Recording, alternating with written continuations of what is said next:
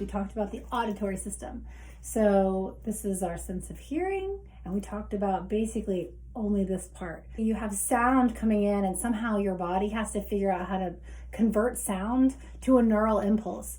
It's really cool the way that we've developed this system to do this. So basically everything is a funnel. All of the structures it's going through are funneling and amplifying the vibrations that come in.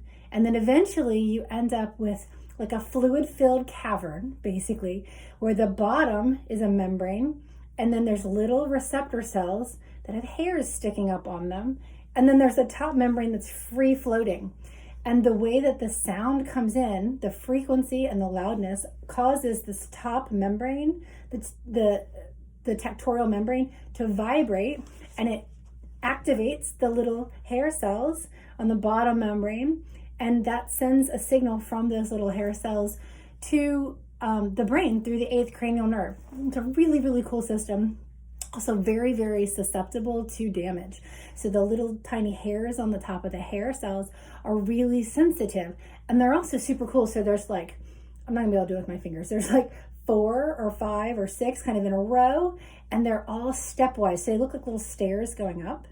And if they get kind of stimulated going that way in the right direction, like dominoes, they'll all go sideways, and they're all linked together by little tiny things called tip links, which is like a little tiny rope going from one hair cell cilia to the next, hair cell cilia to the next.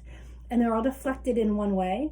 And the little tip links open up these baby trapdoors on the top of the little cilia, and all of these ions can come in and out and fire an action potential in these hair cells.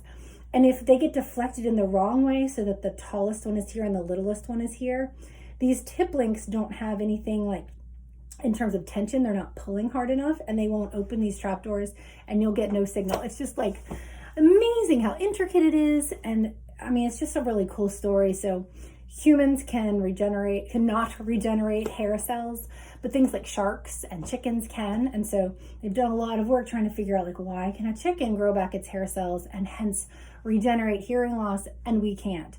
So I was also kind of cautionary tale telling the class is like, this is why earbuds are kind of such a big deal these days, because we think about, hey, we can kind of crank up the volume, and we're really insular in our experience of music these days.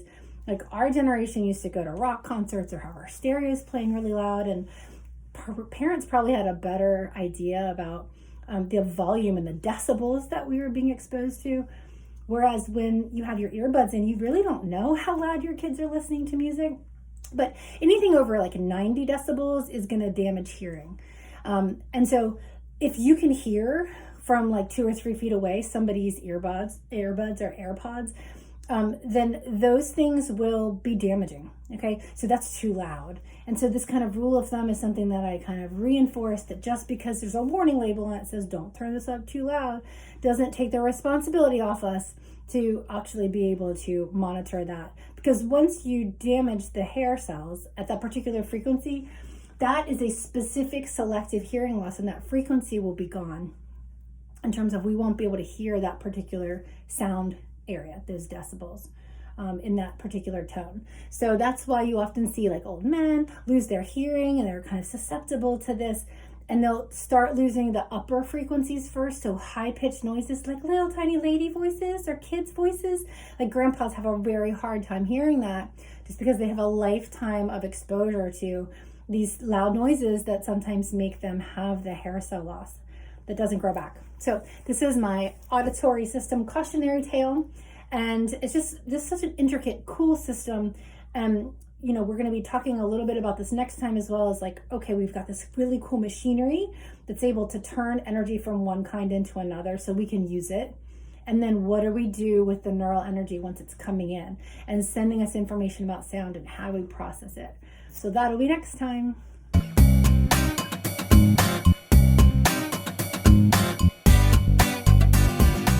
Join us every day in May for a new video.